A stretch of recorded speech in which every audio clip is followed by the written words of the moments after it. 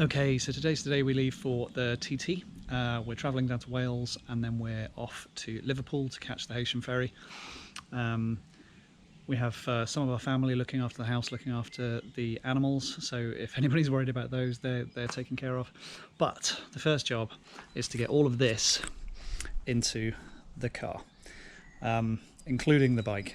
So that's the next job. Okay, so first job, put the bike on the back of the truck. Let's get rid of this cargo net. So the bike's going to go on here on the bed. We have a Ninja winch just here, custom made bracket to the back of the truck. And what we're going to do is we're going to winch the bike up and then strap it down. So the first thing to do is to get all the straps out of the car and put them in the right places so we're not messing about once that bike's up there. So we've got a packet of bungee cords, we've got a whole load of ratchet straps and bits and pieces. So I'm going to sort all these bits out. There's the remote for the winch and then we'll get started. Okay, let's plug the winch in, get it the right way around, the arrow. Why doesn't that want to go in there? There we go. Okay, so let's pull this out.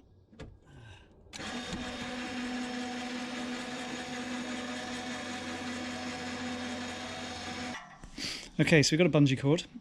We just put it through the ramp like so, and then we run it underneath the car to our tow hitch. And make sure it's nice and tight. So that's the one side, and then we'll do one on the other side. Okay, so I think we're ready to go. All of our ratchet clamps are in situ with the straps next to them. So there's one there, there's one attached up here, there's one on the far side there, and then there's one over there. Our winch is spooled out down here and ready to go on our ramp. Both our ramps are on and they're bungeed to the car. Now, what's interesting here is that you do need to make sure that you've got everything set up, because once the bike's on the back of there, you're holding the bike's weight. You can't leave it there, and it's really difficult to get it back off, so you have to be prepared for that. So get everything in the right place before you start. The way to think about it is, you know, is 20 minutes extra time just prepping yourself up worth it to save a £15,000 bike from falling over and smashing fairings and all the rest of it, especially before you're about to go to one of the best bike races in the world and you'll want your bike. And so a little bit of extra preparation time is worth its weight in gold.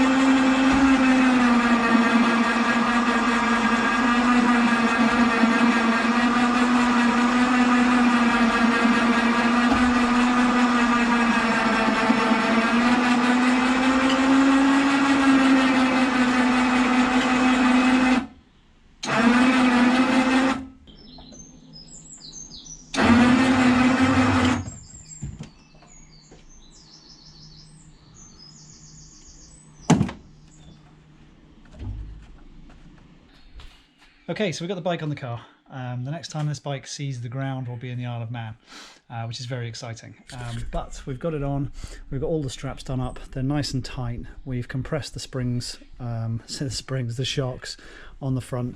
We've got two straps on this side, two on the other side. It's slight overkill, really only need the one, but the one on each side, but this will hold it.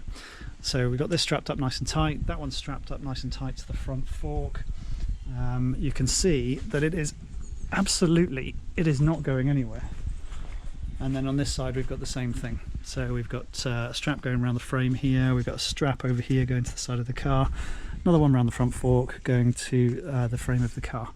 But it's absolutely solid. The wheels turn slightly to the side, got a little blanket in here to protect the truck from the front wheel.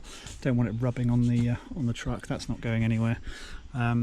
So we're all set, so now we can take the ramps away and we can start packing the car around the bike. Now some of you might question the back wheel being on the rear tailguard here.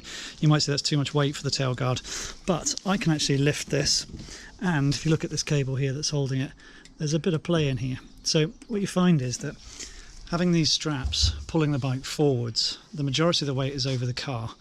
This really is just, you know, stopping it from falling off the back. I mean, it's not taking a huge amount of weight.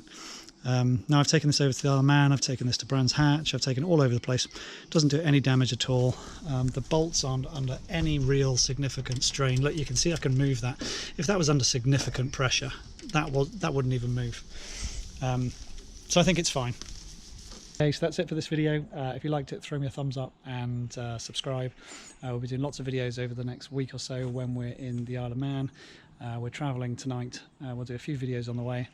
We'll do a few videos on the ferry and bits and pieces. So if you're interested in following our journey, do subscribe.